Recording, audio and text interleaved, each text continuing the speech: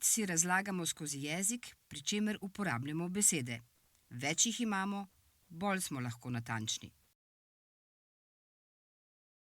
Slovenski knjižni jezik ima več kot 110 tisoč besed, pogovorni pa celo 500 000, a vseeno včasih brskamo za pravo.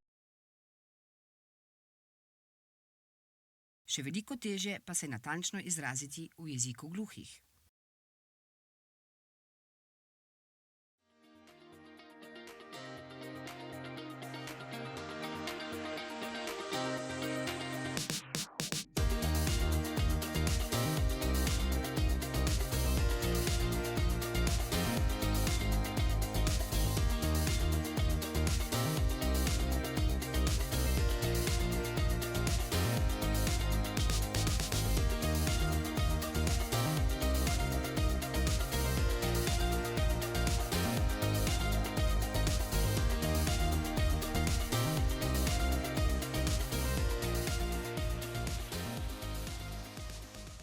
Je pa teh 25 tisoč pravzaprav besedni zaklad tretješolca v osnovni šoli. In to je tudi eden izmed glavnih razlogov, zakaj so gluhi, večina gluhih, bom rekel, jezikovno šibkejša in tudi se težje vključuje. Navsezadnje tudi tolmači imajo težave pri pretolmačenju besedil s tako omejenim številom kreten. Zato je razvoj znakovnega jezika pomemben, da gluhi vsaki besedi, ki jo mi izrečemo v slovenščini, pripnemo tudi kretnjo. Slovenščina je gluhim osebam tuj jezik in šele ko se to pokaže v kretnji, ta beseda pravzaprav zaživi. In več, ko imajo kreten, močnejši je besedni zaklad, bolj so opismenjeni na vseh področjih, kot tudi finančnem.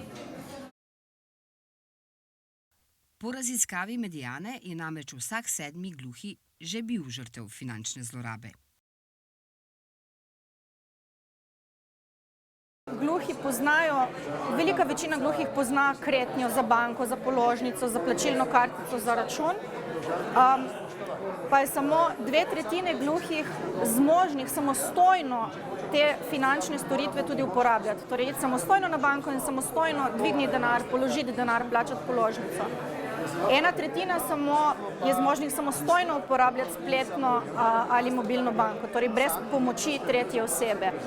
Poznavanje nekoliko bolj kompleksnih pojmov, ki so pa v okolju slišečih povsem vsakdanji, kot recimo kredit, depozit, obresti, davki, provizija, delnica, je pa poznavanje bistveno nižje in s tem tudi samostojna uporaba gluhim onemogočena. Nimajo zmožnosti, ker nimajo kreten.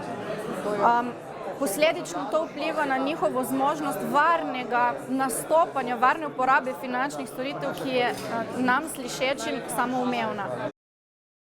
V luči Dneva slovenskega znakovnega jezika, ki ga praznujemo 14. novembra, je Zveza društev gluhih in naglušnih Slovenije v sodelovanju z družbo Mastercard zasnovala iniciativo, s katero želi obogatiti slovenski znakovni jezik z novimi kretnjami. Preko portala Prispevaj kretnjo je namreč možno nameniti donacijo za razvoj nove kretnje. Predsednik Zveze društev gluhih in naglušnih Slovenije Mladen Veršič je direktorju Mastercard Slovenije Luki Gabrovšku v znak zahvale izročil kip kretnje s pomenom Rad te imam.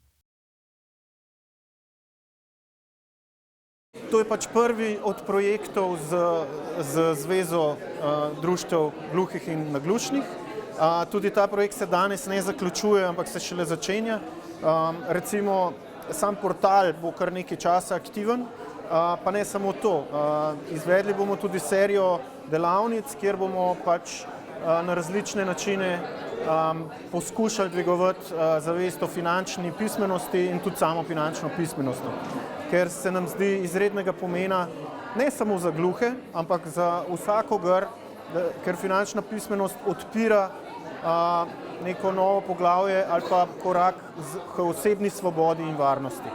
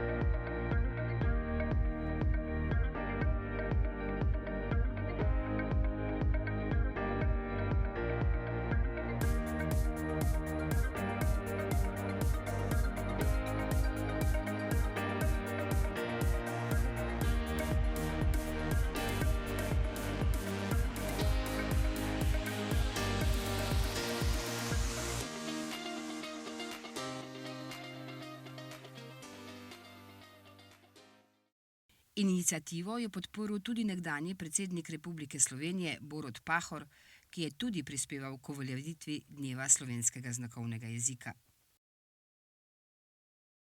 Tudi njemu je bila v znak zahvale izročena skulptura Kretnje s pomenom Rad te imam. Gre za to, da znakovni jezik potrebuje svoj razvoj. Za razvoj potrebuje strokovno delo, strokovnjaki pa tudi finančno podlago.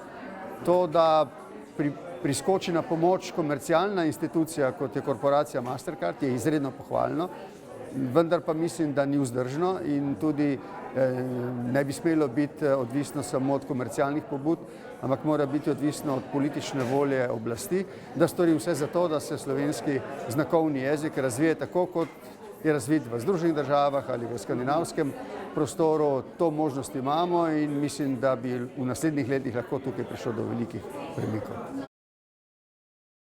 Nekdanji predsednik Republike Slovenije je spregovoril tudi o osebni izkušnji, ko je po nesreči uporabil napačno kretnjo. Za konec je še pokazal kretnji, ki jo sedaj dobro pozna. No, vse od začetka. Ko sem začel sodelovati z društvom, sem delal eno usodno napako, namreč površno sem pozdravil hvala in dejansko je delovalo, kot da sem ravnodušen do vsega, kar rečejo. Nisem opazil, da so se spogledovali na začetku, ampak verjetno so se, ko sem naredil tako, no, potem sem vedel, da hvala pomeni, da je treba za besedo hvala dati drugače kretno in danes s tem nimam več težav. Pa seveda hvala.